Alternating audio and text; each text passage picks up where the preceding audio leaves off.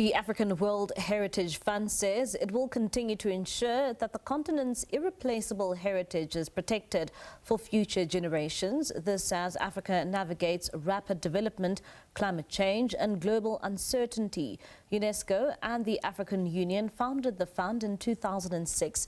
It aims to address historic challenges, including the underrepresentation of African sites on the World Heritage List. And for more on this, let's now bring in Executive Director of the African World Heritage Fund, Dr. Albino Jopela. He joins us now via our video link. Dr. Jopela, thank you so much for your time this evening here in SABC News. I mean, let's start off here. As you reflect and mark 20 years of existence, maybe perhaps take us through some of the progress you have made as an organization in preserving the history of Africa.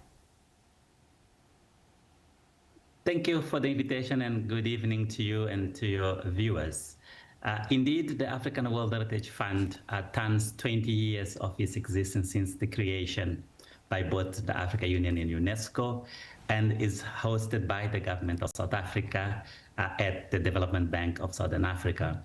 And one of the key concerns for its creation was the underrepresentation of the Africa-rich cultural and natural heritage on the prestigious World Heritage List by UNESCO. So as you see on my backdrop, the stunning cultural landscape of Mapungubwe on the confluence of the Shashi and Limpopo River, which attests to one of the greatest indigenous kingdoms in the 900 to 1,300 years ago. And those are some of the outstanding places on earth that need special protection, because they basically represent not only the history and the culture of a certain people, but for the entire humanity. So the work of the fund has been to support African state parties to look after those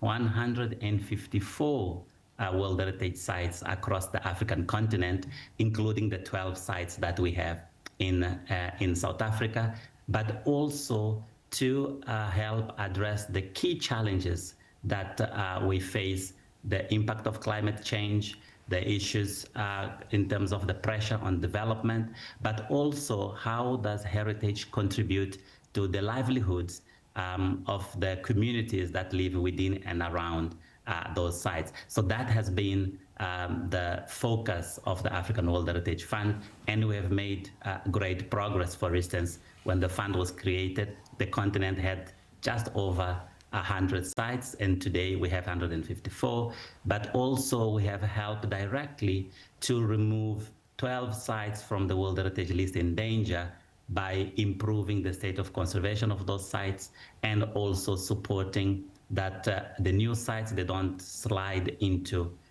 the danger list because of their critical state of conservation, but also raising awareness. And this is why we are here in Addis Ababa attending the 39th Summit of the Heads of State to also raise awareness through our patron, who was hosted a number of engagements, the President of the Republic of Cape Verde, who is also the African Union champion for cultural and heritage preservation. And Dr. Jopela, if someone is watching this and hears you speaking about the heritage of Africa, what makes it so important to have an organization of this magnitude in ensuring that our heritage is indeed protected? The heritage, when we talk of African heritage, is in essence the DNA of our identity in terms of who we are as Africans. So when we look at the pyramids of Giza in Egypt, or the Buganda kingdoms in Katsubi, to any of the places around Africa, the greatest moments and also the most shaping moments, we talk of colonialism, we talk of slavery, all those moments in terms of our history and trajectory that made us who we are today are basically enshrined on those heritage sites. So when we look forward into developing the continent sustainably, that development, as all nations across the world teach us, we cannot have a development that is not anchored on our very own DNA.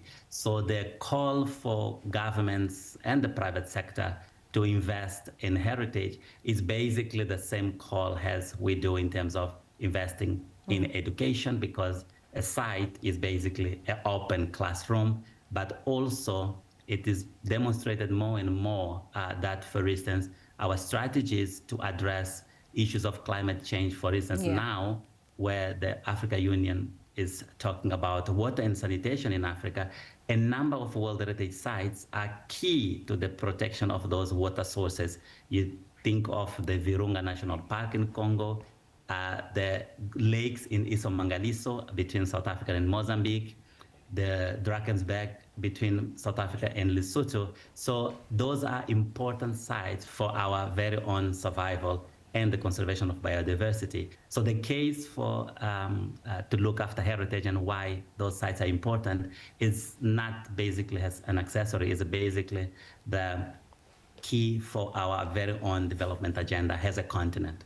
All right, Dr. Jopela, thank you so much for your time and for that insight. That is Dr. Jopela there. He is the Executive Director for the African World Heritage Fund.